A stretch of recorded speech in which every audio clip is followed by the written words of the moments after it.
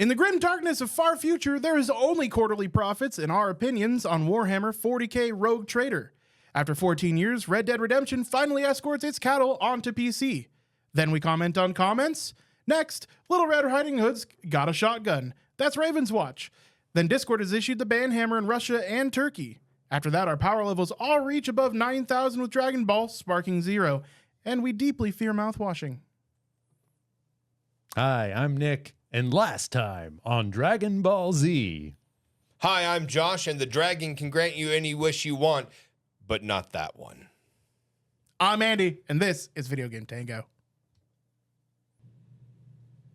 That's my impression of Andy 5 minutes ago. Yeah, except I did it real hard, and now my throat's really kind of fucked because of it. Yeah, he did it really well, but he just choked on his own spit on purpose. What's weird is I'm like really practiced at it because like when we play poker and I do the Yeah. like real quick, I do that all the time. That one was just like extra hard.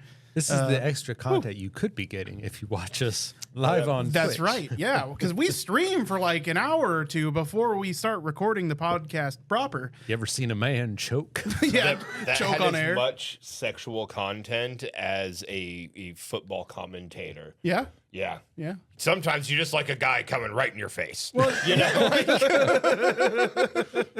Only a real man can take it down deep in the pocket like that. That's in his endo. well, speaking of real men taking it deep in the pocket, Nick. I hope they're not referring to me, but instead the Space Marines that I want to talk about. No, not that Space Marine, the second one. The other one. That The other one already one. came out. I'm talking about the other one that already came out called Warhammer 40,000 Rogue Trader, Trader. No actual traders here, except there are. What am I on about? Rogue Trader. This game recently had a DLC called Void Anger or Void Blood, something like that. Void Shadows. And I'd heard about it, and it was kind of like meh reviews, and I was like, okay, I'll wait on it. And then it came out, and I said, you know what? I will try this. I was looking into it. I realized, oh, this is just like a Baldur's Gate. Like, this is a Neverwinter like. This is just a full party turn-based tabletop RPG, but in the Warhammer universe. And then what really drew my attention is you aren't playing big, tough man testosterone Space Marines. You're playing as a rogue trader, which, according to this game's lore, as I've learned, is the Empire of Man, Mr. God King himself, is like, hey, there's a bunch of stuff outside the known galaxy, and we want it. So here's a giant writ the size of a school bus that says anything you find is yours. Go out there into the farthest reaches, Star Wars Outer Rim style, and just take shit over and do it for mankind. And that's kind of how the game starts. I'm not going to spoil too much. But yeah, it feels like I'm playing a TTRPG on a computer. And I have really been liking it so far. It is a little clunky in kind of traditional Owlcat Games fashion, which is the developer of this game. He previously made Pathfinder Wrath of the Righteous, which I bounced off of, not for its content or gameplay, but because the game ran like doo-doo and was clunky. But the clunkiness of this game hasn't stopped me from playing it, which is saying a lot because it doesn't take much for me to get all old man grumpy about stuff. But yeah, you start off, you get to make your own character. They have their own kind of class and level and skill system. Your relationships with people and your ideologies, whether you're following the Emperor of Man or trying to be a good person or trying to be a heretic. They have rules for all that and stuff you can do. You get party members, you develop relations with them, and you become the captain of this ship that is essentially a flying city. There's, I think, 20,000, 50,000 people on it. You have to deal with rebellions and union strikes and trade agreements and all that stuff, but a lot of it is handled by your crew. Because as the super president mayor of a city ship, you have a whole retinue of people underneath you, master at arms, master of navigation, and your party members that you go into like combat with, like you would with Baldur's Gate, are those crew members. So they're all super hyper competent people. There's a lot of competence porn in this game of everyone just being really good at their job. And the narrative and the plot does that pretty well. Like games of this nature, it is slow. Especially because you're going into what amounts to a new role-playing system. It is kind of percentile based. This isn't D20 based. So a lot of things revolving around, You know, the DC is set at like 70, and then your skill drops that by 30, and then you roll a D100. A lot of that is, again, done under the hood, like Baldur's Gate, Neverwinter Nights, stuff like that. But there's a log that shows you how everything works. They've gone with the new tried and true UI method of any proper noun. You see like the man emperor or whatever, and you know what that means, you can hover over it or right click it, and it'll pop out a window explaining that, and you can nest those. And I've really enjoyed it. Like I said, it kind of has that Star Wars Edge of the Empire, Empire Strikes Back, Outer Rim feel, because up until now, I'm probably close to 30 hours into the game. I'd say maybe only 15, given that 15 of those hours was like learning it and going slow. But I haven't seen a single Space Marine, right? There's no big giant alien swarms. I'm essentially just a jackbooted mayor of a spaceship where everyone's hell-bent on spreading the seed of mankind. It's never been super my jam, but I do like it. The writing is solid. There's way more voice acting than I thought there was going to be. The abilities are fun. Good, decent cover system. But just to let you know, there is jank. You know, at least once a fight, I get around a corner where I expect to be able to have line of sight to shoot somebody, and it doesn't let me. Out of the 3 major puzzles I found for like extra secrets, 2 of them were so obtuse that I had to look up guides on them because I just couldn't figure out what the game was wanting me to do. Like click these things in a certain order, but then it doesn't tell you well enough what that is. But yeah, it's fun. You know, if you like crunchy games where you build out and you make characters and you try to make them optimized, there's that. If you don't, there's lots of difficulty settings. Not only can you set it from like super easy to super hard, but you can go in and tweak individual things. You can turn off certain features. Yeah, I like it. It's been fun so far. I feel like I'm playing a dark sci-fi coded Neverwinter Nights 3 kind of. Or like maybe Baldur's Gate 3 if it was made a few years before Baldur's Gate 3, right? Yeah. It doesn't have the polish of Well, I mean, Larian Studios, but I mean, Larian was making the name eludes me. Divinity, Original yeah. Sin. Yep. Yeah, it's kind of more like that. Divinity is a very strange little game Yeah. that I have varying opinions on for various reasons, but it had a lot of charm. So yeah, I liked it. This game came all the way out in December of 2023, but like I said, they just had a DLC, Void Shadows hit, adds this super emo goth death cult. Turns out you got a death cult on your ship. You don't even know where it is. The ship's so big. They worship the man emperor, and they think that spilling blood and killing things makes him happy. So I mean, it does. they're like, yeah, you become the rogue trader, and they're like, oh, this death cult wants to like give you a show because now you're the thing, and we don't know much about them. So it shows this parade of these death cult people just parading prisoners down like a promenade, dancing with swords while they're killing the prisoners. It's like, yeah, that's Warhammer for you. But yeah, it's pretty solid. You can get by on an i5, 8 gigs of RAM. It asks for 16, but yeah, it's run fine. No major hitching. I believe the base game right now is currently a full $50. It's worth it though, in the sense that at the pace I'm playing and given what I'm knowing, like I haven't even finished the first chapter of the game yet. This is going to be a 100+ hour game. So you're looking at like, what is that? $5 every 10 hours at minimum of gameplay. It's probably going to get closer to that $1 or $2 per hour range for gameplay time. And that's the thing about talking about Warhammer games is like, if you already like Warhammer, you've already played this or you know about it, right? And then if you don't like Warhammer, you think, Warhammer, right? So it was nice to see a game that isn't set in the standard, you know, everyone's got giant laser guns and 9 kidneys and can't die. Chainsaw swords and armor. They don't need helmets, not for plot armor, but because their skulls are made out of fuck you adamantine, right? You know, it's like, no, these are just civilians with guns and like police forces having to deal with labor strikes and corruption and cults. And yeah, it's been fun. Right on. I think there's also co-op. Should be. It's Okay. tagged co-op. I didn't look into it. Something akin to Baldur's Gate 3 co-op, Yeah. kind of drop in, drop out kind of stuff. Yeah. I imagine. Right on.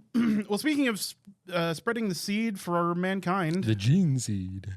Josh, you have a story for us. I do have a little bit of a story for us here. You've been sowing your oats, boy.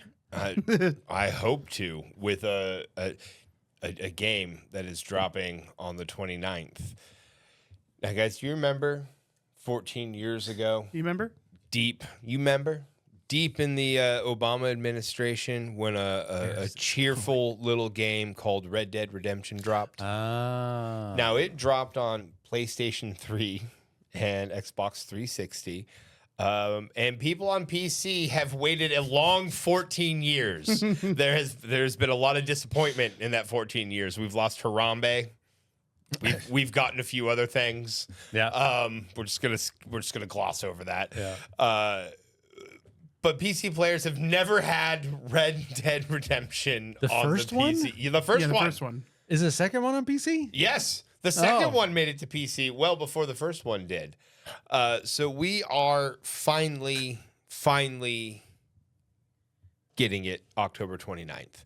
Now, Rockstar has collaborated. They've done a collab, as the youth is saying, with a UK-based company, a developer called Double 11.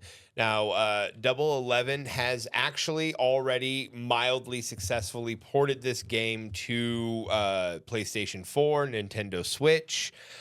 So they're used to doing this, and that's what we're getting, guys. It's not Red Dead Redemption in RD2's model in that space that's actually already in the game for some gosh darn reason that they're not using. But we are getting a port finally to play on our PC. Now it's going to have full controller support and mouse and keyboard support. It will also have ultra wide and super ultra wide aspect ratios. Additionally, the game is going to feature HDR10 visuals, which I don't really know what that is, but 10 HDRs. It's 10 HDRs, and that is excellent. It's a very standard high dynamic range, so you can get Excellent. good contrast of colors.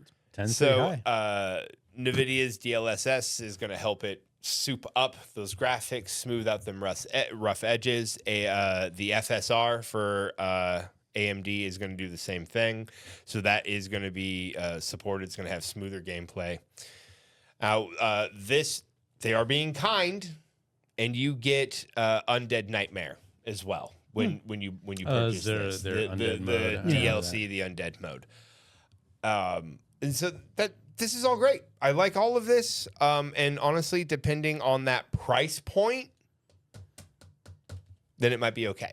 We'll if see. it's $30, It's gonna be 40. if it's- I bet you. see, like, I mean, like that's the thing is everyone waited 15 years. everyone knows $30 is the top end of fucking fair. It's like Yeah. you're like, I don't want to pay $30 for a game that I've waited 14 years to play on this, and I've already paid for twice.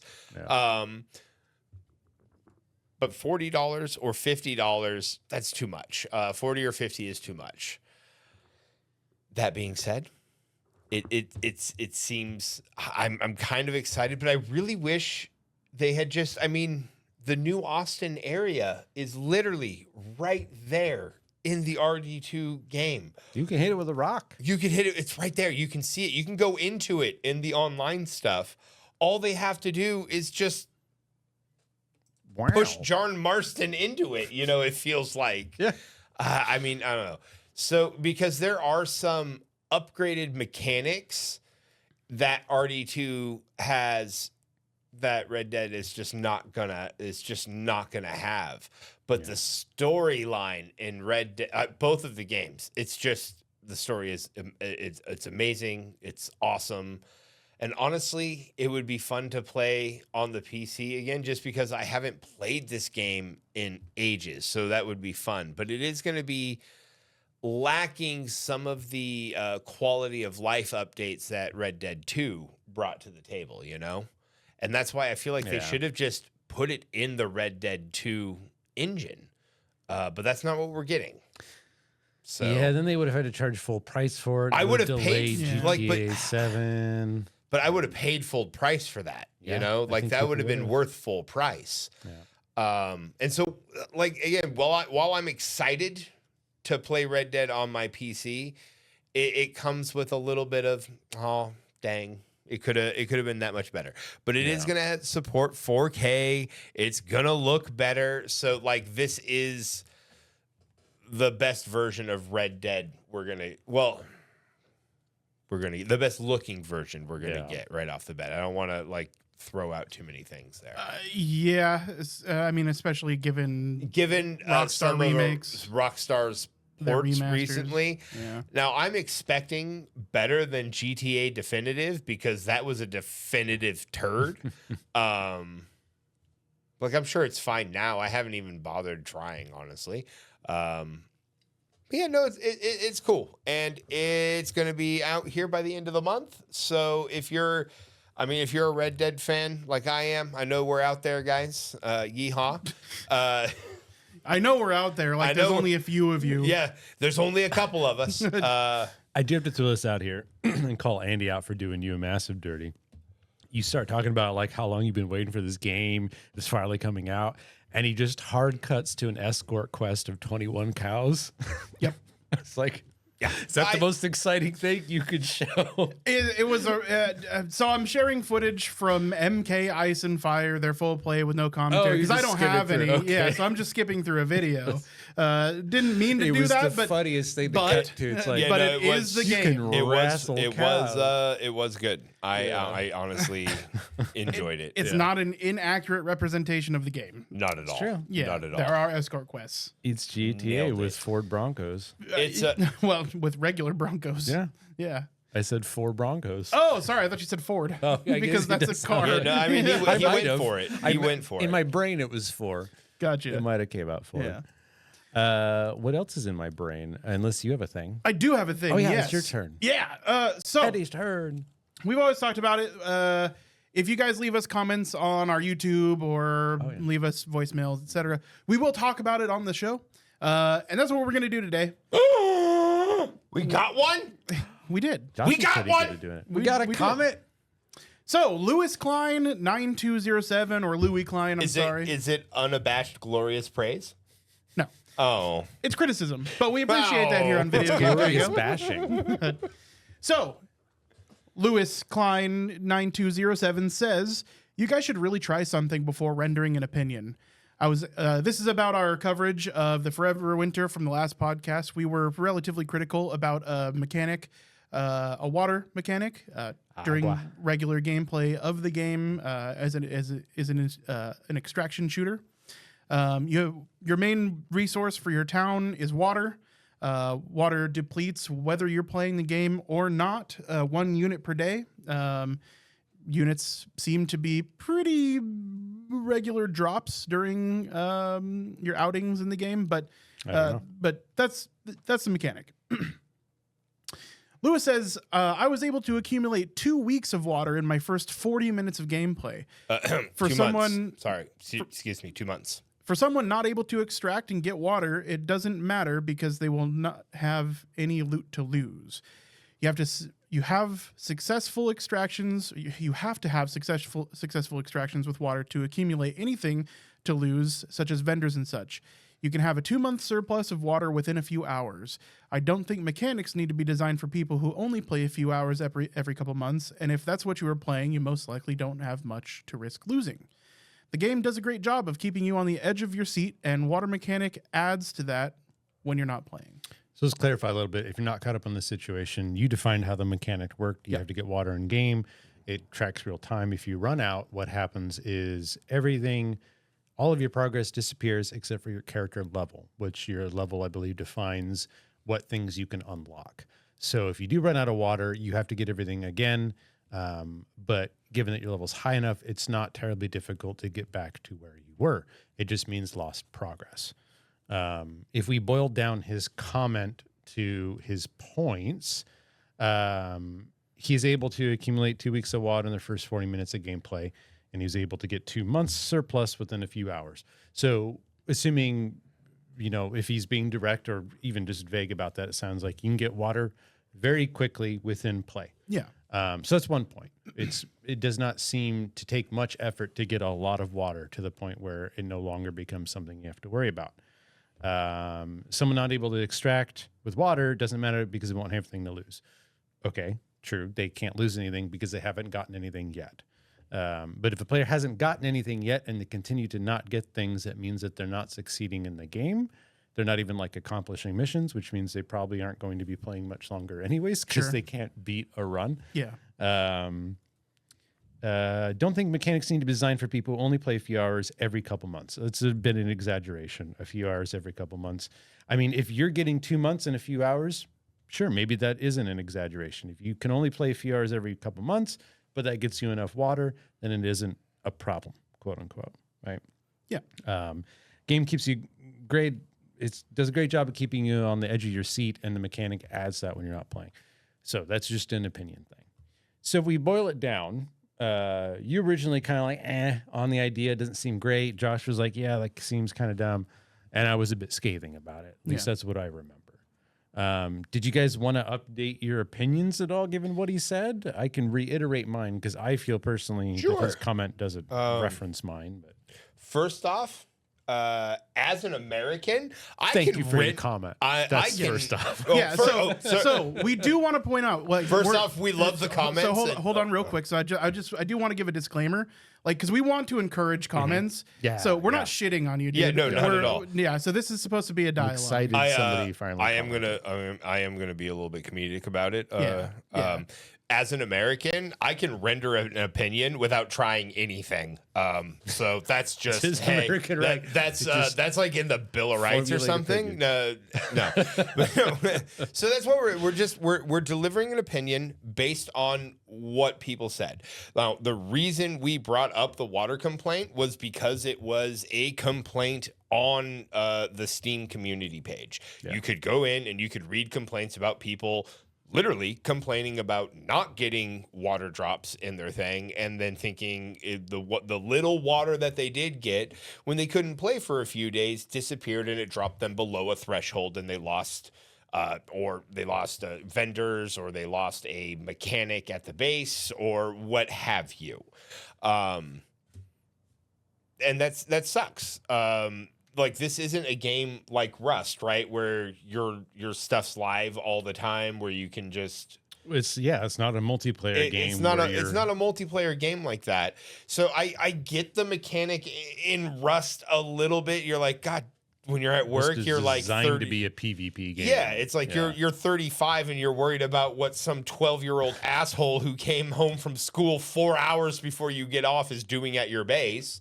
But this isn't a game designed to do that. So why is it punishing me when I'm not there? It should make, like, what I want to do. Like, when I was at work earlier today, I've been thinking about the game that I want to play. It's God of War, and it hasn't punished me once for not being able to play it. PlayStation zipped me a little bit by making me make an account, but whatever, we'll leave that alone. So I don't think a game should be punishing me when I'm not there. Like, I want to play you, damn it, but I have something else to do. Like, go to work, or be stuck in traffic, or be yelled at by some lady in Walmart. It happens.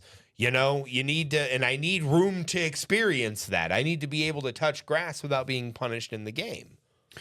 To comedically piggyback off Josh, there are people out there who do like to be punished. They don't know it. And those people are people who play League of Legends, Smite, Ark, and Rust, right? There's already a group of people out there who are like, man, I can't wait to get home to play this game. And then they play the game and it makes them cry. And I don't think that's what Fun Dog was hoping for when they designed this game. No. Yeah. So to address, as far as the show goes, so a couple points that I'd like to make, and I did reply to Lewis Klein 9207 in the comments. A couple things that I'd like to address is that we don't do reviews on the show necessarily. Like, every now and then we played them, right? And even then, I just reviewed Rogue Trader. Yeah, and we give our opinions on the game, and we don't really usually issue something like review scores. Yeah. this is a game that we haven't played. I feel like we've made that clear tonight and in the previous podcast. But it's a game that we've been talking about regularly since it first got shown. Yeah, for months, in almost every episode. It's a game that we're very much behind, ethically speaking, based on what the devs have had to say, or what Fundog, the representative has had to say about the game and how they feel about DLC and paid downloads and that kind of thing. We agree with all that, and we really do want to back the developers on that ethically. We 100% agree with their message. So we're not trying to disparage Fundog. We're not trying to disparage the game, because honestly, based on additional feedback from the Steam reviews that have been given, it does seem like the water issue was a little bit maybe overplayed as far as the detriment to not playing and like it being a real issue. That said, it was the feedback at the time. It did give mixed reviews for the game at the time. They have gone to mostly positive since because it's accumulated like 10 times the reviews from the last time we talked about it. Excellent. So great, and people are warming up to the game and the mechanic, and that's fine. But these are our opinions. And while we haven't played the game and we don't have the full picture on how it would impact us as we're playing the game and impact how we feel about the game, even outside of the game completely, the mechanic, I feel, goes against the ethos that Fundog has been preaching in one way, and that is it's a predatory tactic that's used by games that are predatory in nature.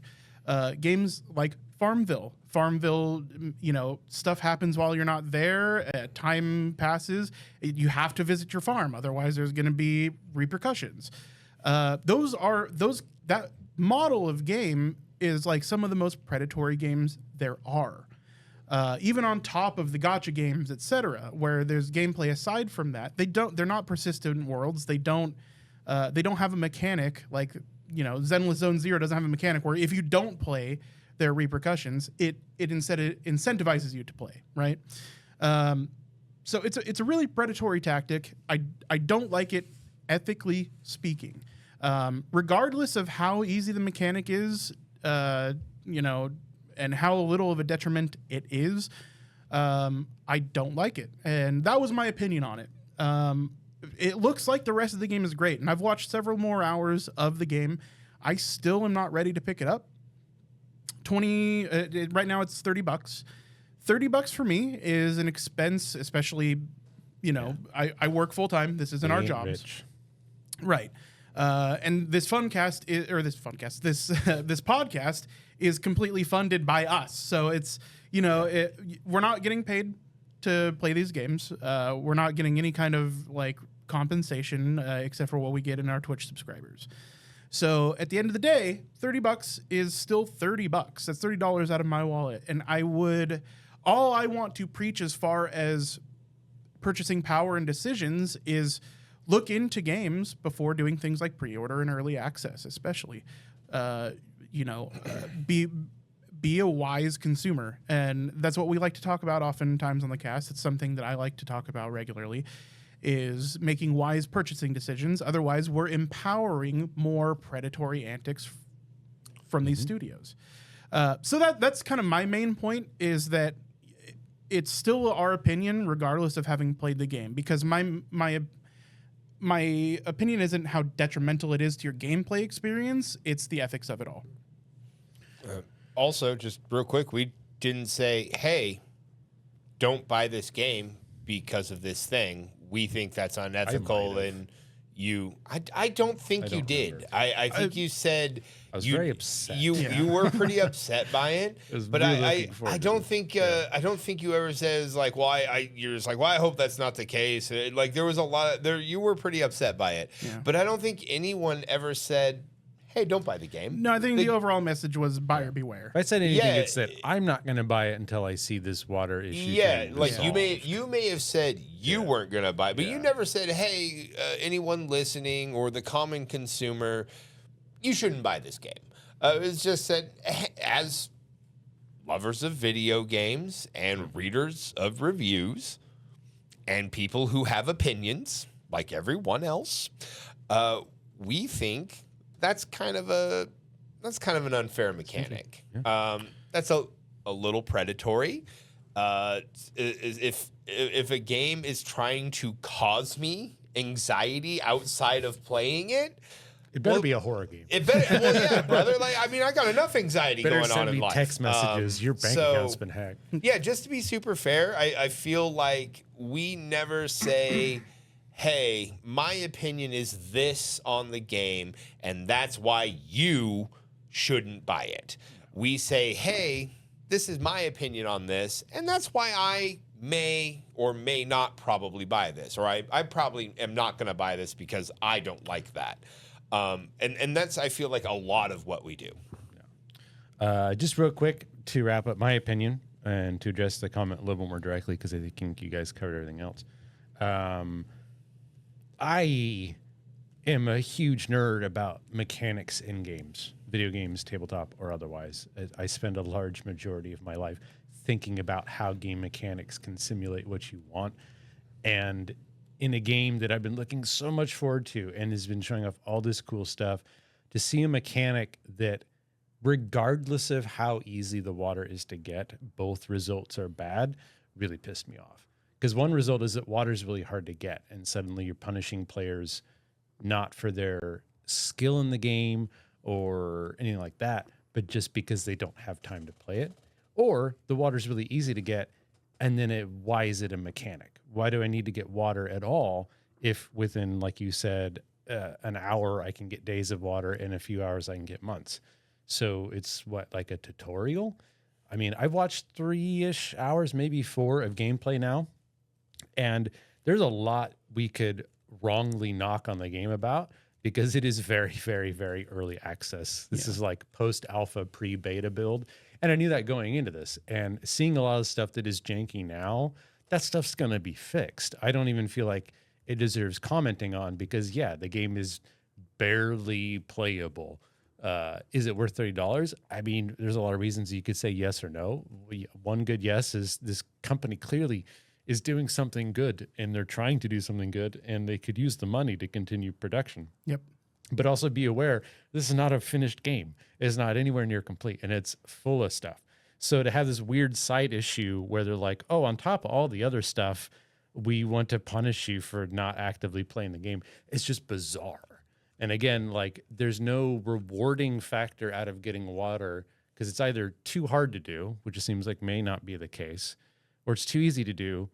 So then why do it at all? Yeah. Right? Like, I talked about this with my brother a bit. If you want players to have anxiety, don't make water drop when you're out of game. Just make water really hard to get or keep when you're in the game. I'm happy to be anxious while I'm playing the game and constantly worrying, if I don't get back to base for this water can I found in 5 minutes, everyone's gone. That's engaging, right? That is anxiously satisfying. But if I'm like, and this doesn't even apply to me. I don't have a 40-hour-a-week job. I don't have school.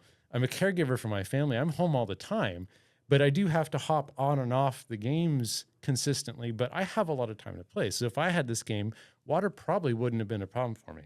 But I'm not talking about me. I'm talking about people who deserve to experience a game like this for what it's meant to be, and not punished for reasons that have nothing to do with the game. So I don't really think your comment addresses my opinions on it, but just trying to address your opinions that the water is too easy to get, it's not a problem.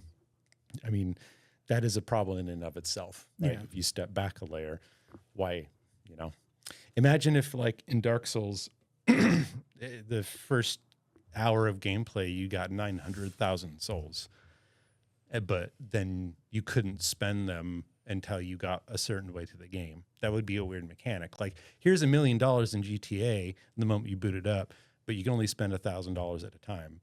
Why? Well, why is that there, right? It's kind of in that same vein of, this just doesn't make sense. So Yeah. No, I agree with you. I think the mechanic itself is kind of nonsensical. Yeah. Being that it's very punishing, but water isn't a scarce resource, and apparently it's abundant, right? So at the end of the day, I disagree. I still disagree with the mechanic 100%. The rest of the game may absolutely make up for this mechanic. This may be just I think, personally speaking, a poor decision in an otherwise great game. Yeah. And it still may 100% be worth playing. And my intention still is to play it. 6 months, a year down the road. Yeah. I'm really looking forward to this game. I'm definitely going to give it a little got bit it more in a time good to bake, even outside of the water mechanic, just because there is some significant jank in the game.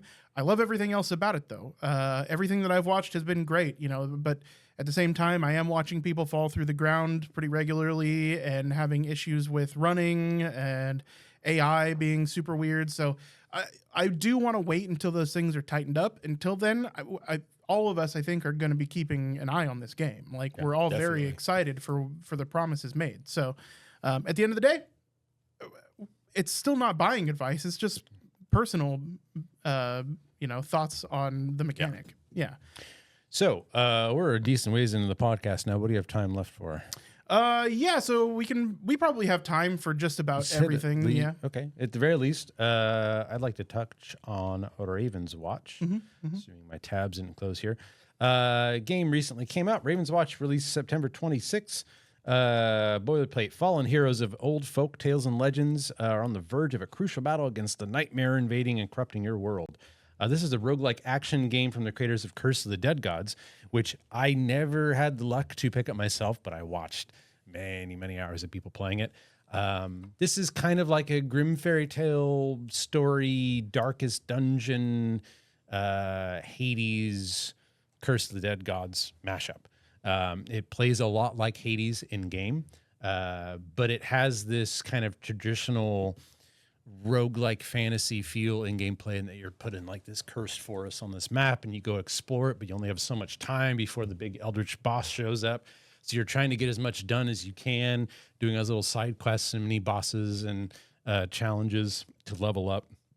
It has a lot of traditional roguelike, roguelite mechanics, I should say. And the character is fun themed. Animations, cell shading, overall vibe of the game is top notch. Everything meshes well with itself, and you could tell that, especially after Curse of the Dead Gods, which had a really fun theme, that they've really nailed this aesthetic that they clearly like. What is a common risk in games like this? Readability and efficacy of monsters and their attack patterns and whatnot. I've played a lot of roguelikes of this nature, and a common problem I have is that enemy monster telegraphed attacks or animations or time between attacks are not great. So when you're fighting multiple enemies of different types, it becomes really difficult and frustrating as a player to know what the enemies are going to do, to try to predict them and head them off at the pass, so to say, which is where a lot of the satisfaction in these games come from. What I really like about this game is most of the enemies seemingly only have one, maybe two attacks, but it is very common that you fight multiple different types or quantities of enemy at a time, depending on how risky you want to be. You can try to drag multiple groups together to kill them quickly, but you run the risk of having to deal with lots of different stuff coming at you at once. It doesn't, from what I saw, maybe 8 hours of gameplay, it has meta progression in the sense that you unlock new abilities to earn in a run, but I didn't see any out of game currency that makes you grow stronger every new run. That seems to be a flavor choice by devs nowadays for roguelikes, whether, like Vampire Survivors, you're going to get more and more powerful over time. I don't think that is the case here, which has its own pros and cons. It does mean that, like, if you want to get good at it, you have to practice it. You have to learn your abilities. You have to work with the RNG of what level up choices are available to you. But there are ways to mitigate that through like traders and whatnot. But yeah, Little Red Riding Hood, the Pied Piper, there's like an Aladdin kind of flavored spellcaster, a mermaid, and I think the huntsman from Snow White are the characters I unlocked just in the first couple runs. I was only able to try 3 of them that night, but I really liked it. More importantly, it is, I feel, designed as a co-op game. I think it supports at least 2 players. It might be up to 4. The trailer shows 4 characters at once, which would be a blast, because then that throws me back to like Gauntlet Legends, right? Those kinds of games. I did see some complaints on Steam about enemies being too hit point bullet spongy in co-op, but they're already kind of difficult in that sense, having lots of hit points in solo when you get to like the last level. I think the game is trying to tell you their goal is not for you to treat like the last level of the game like the first two. You know, you need to really be smart about what fights you're taking because you only have so much time to level up and get stronger. And if you're just out there fighting chaff just because they take a long time to kill, you're not playing optimally, right? So those might be valid. I don't know. I haven't played it co-op. But yeah, this is developed by Pastech Games. It is currently $25. Sport Edition bundle comes with a bunch of in-game skins and stuff to support the devs. It looks like that's an extra $10 right now, if you so wish to get extra skins, art, book, and soundtrack. They've already got patch notes up. This game's coming in minimum settings, i5, 8 gigs of RAM. Really not that much higher for the recommended except for an i7. So it's not terribly taxing on the PC. I would read the Steam reviews. It looks like there are some solidly well-written ones about what to expect when it comes to co-op gameplay because I haven't tried it yet. But I liked it. I would be willing to play it again with other people. Solid little game. Awesome. Yeah. Josh, you got one more story. I do. And this comes all the way from Russia and Turkey. Discord has gotten the ban hammer in those countries. They have been asked to see themselves out and not to return until they're willing to cooperate with Russian authorities and Turkish authorities. Oh, fun. Now, in Turkey, according to Reuters, Turkey has reportedly blocked Discord after they refused to share information demanded by Turkish authorities, which the Turkish authorities alleged crimes of child sexual abuse and obscenity. Obscenity. That's a crime? Were committed on the platform. So a transport and infrastructure minister, Abdul Kabdur Uralag. I've tried. That guy. That guy. I gave it an honest effort, an Good educated wish at trying that. Said security personnel cannot go through the content. We cannot see the IP addresses. So they're wanting IP addresses of people. Like, if it really is for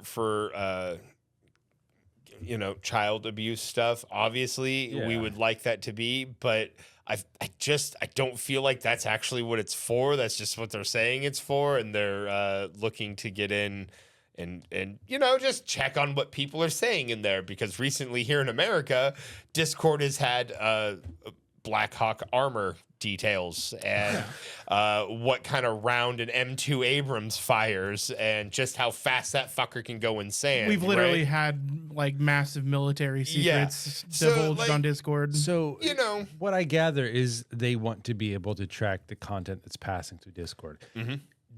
And Discord, how do they handle no. Facebook and Twitter and every forum ever? Like, do they require all social media platforms to do that? I don't know. Maybe. In Russia, both Twitter, X, whatever you want to call it, and Facebook are banned in the country. Oh, okay. I mean, at least they're That's consistent. Consistent. Yeah. So Russia, their authorities have implemented a blanket ban of the software. And they say it's because Discord has broken 1,000 laws and owes them billions in fines.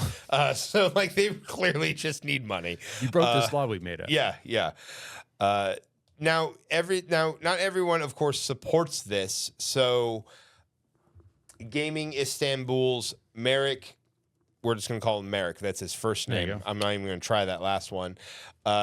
He says, quote, "I'm assuming the mindless, clueless, arbitrary ban affected around 800 Turkish studios and their creative work. For some studios, nothing can do what Discord does. What a dumb, ignorant, destructive move."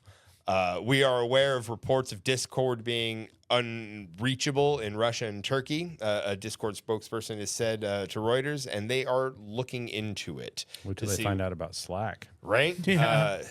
So, like, of course, people developing games. This Discord is definitely like gaming adjacent. I feel like that's fair to say. Yeah. Like the guy said, there's just things we cannot do without Discord, and we need that. And it's hurting development. It's hurting creativity, and honestly, it's probably for some fucking asinine reason that you don't like that leans in that whiffs of fascism. So you know, and awful shit can happen on Discord. Sure, but absolutely. That's just a vehicle. It Anywhere is just a people vehicle, congregate but anonymously. That's online. exactly it. yeah. But I feel like if it was for child abuse, Discord's going to be handing that shit over, right? Yeah. I mean, they're not going to not hand that Yeah. over to anybody. so I don't know. Like, I'm leery of when someone's like, yeah, it's for kid stuff, and they're not cooperating. It's like, oh, well, that doesn't seem right, you know. But who knows? Anyway, Discord banned in Russia and in Turkey now. Bummer town. Mm-hmm. I got one more thing I want to talk about. It's a big game. Came out this week. Did it? Yeah, I'm playing a AAA game, Josh. What are you playing? It's weird. I am playing. Well, AAA. I'm Okay. playing Dragon Ball Sparking Zero. I'm sorry, I cannot fucking remember the name of this game for the Sparkling life of Water. me most of the time. So I'm not huge into the fighting game genre, but you know what? Honestly, a lot of people were really excited about this game at work, and I wanted to check it out. So I got shared the game, and it's a mixed bag. It really is. So I want to start off with, I like it. I've had fun. That said, I'm going to get a little bit nitpicky about it. So the games, so basically, I'm playing as Goku. You do have other characters that you can play through, and you play through their story, starting with their first fight in Dragon Ball Z. So with Goku, you start at the beginning of Dragon Ball Z. Raditz shows up at Master Roshi's place, and does all the stuff with taking Gohan. They have their first fight, etc. Some things that I noticed right off the bat, and we're actually watching this on the video. So if you're listening to us on audio only, I'm sorry, but we do have visuals here. Master Roshi's house looks like weirdly out of place, and so does the grass. And I know that sounds nitpicky, but there's a lot of like little inconsistencies that happen in this game. So one is the look of it. So all the characters look like they were taken right out of the anime and look very appropriate during the fights. Well, what's a little bit weird, and it gives me kind of I don't know, it's got weird vibes, is there's like default Unreal Engine 5 grass textures and tree models, and basically the world around you looks like it is default UE5 textures. Yeah, it looks like SpongeBob in real life. In some instances, this game looks like it's like a fan project, like a really big one, but sometimes it looks like a fan project.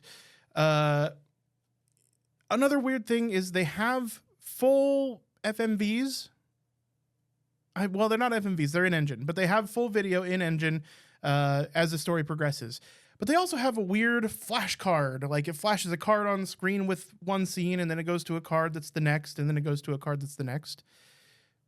On top of another version of storytelling that they use, which is just a static image on screen with camera panning around what's clearly the fully animated and CG like in-engine characters that they're just panning a camera around for this shot.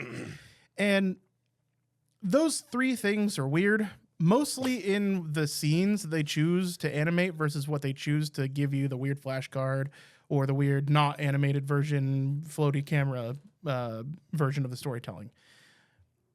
It's weird. More weird choices are like what is voice acted and what's not. It doesn't sound like they're taking the voices directly from the show. Like they're not using audio directly from the show. It does sound like it's been re-recorded for the game. mostly because the voice actor, and the only reason I noticed this is because the voice actor for Gohan seems to be different, for young Gohan at least. So there's some weird inconsistencies. But this game is all about fighting, right? Dragon Ball Z fans already know the story. For the most part, you can probably just hit the skip button as rapidly as you can. The fighting is basic. Now I'm like 2 hours in tops. I'm in my like second fight on Namek as Goku. So I've only gone through Raditz, Nappa, Vegeta, Great Ape Vegeta, and Jace so far. So I'm not that far into Dragon Ball. So you don't get any underworld stuff? I don't know. I don't know yet. Well, I mean, Raditz fucking kills you, right? Oh, you mean otherworld stuff? Otherworld stuff. Yeah. So no, you don't. Which is something I'm a little bit disappointed about. I would have liked. Good. Yeah. No, it's okay. It's okay. I would have liked to go to King Kai's planet and do some. There's Bubbles and Gregory. A little training montage. Yeah, well, not even just a montage, but like actual training. I think that would have been cool to have those fights. But anyways, aside from that, I'm only a couple hours in, but the fighting is fairly basic. There's a block mechanic, there's a spam mechanic, there is a key usage mechanic. With Goku, you can use oh my gosh, I can't remember the name of it. The flash mechanics. You flash them and you stun them. Okay. You can also use standard key missiles. You can also use, and that's just like spamming the X button on an Xbox or the Y button on an Xbox controller. You can generate ki. You can move up and down. It is full 3D. Like it's got up and down movement. Obviously, this is a Dragon Ball. You can fly. So that's kind of cool. It's got a basic dodge mechanic. It's got basic block mechanics. It's got a counter attack mechanic, and then key usage. Key usage is totally dependent on the character you're playing. There are a ton of characters unlockable in DLC otherwise. But yeah, it's fairly simple. That said, it sounds like I'm griping about the game. Honestly, these are little gripes. I am having fun. I didn't expect to have as much fun playing this game as I am, because it is effectively like cutscene simulator button masher. But it's been fun. The difficulty is a little bit weird. There are instances where the fighting will stop and give you kind of a cool little cutscene. Like at one point, I grab Vegeta by the foot and I throw him into a massive boulder, and it breaks. There's a lot of cool terrain deformation and destruction, all a Dragon Ball Z. But yeah, threw him through this rock, and cool cutscene. I don't know what triggered it. Right. I was just spamming the X button like the game prompts you to do sometimes. Mm-hmm. Whether I hit a health threshold and it does something special, or maybe I got enough hits, because it does track your hits, so you do get multipliers in that. Or maybe I did a sick combo that I didn't quite understand. That said, there's no like combo menu. The fighting is really basic. This is not Street Fighter 6. This is more similar to like something like Samurai Showdown. That said, yeah, it's super cool. I mean, during the fight scenes, it looks legitimately like they pulled fight scenes straight out of the anime. The key stuff and the power-ups and being able to do a Kaioken is really neat.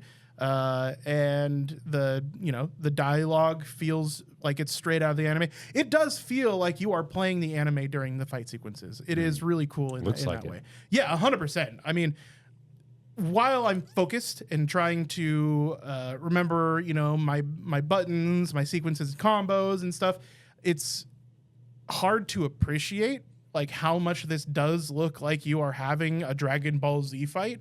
Watching this footage back that I recorded earlier, though, I can kind of appreciate like how much work clearly went into the fights and all the animations they have in there.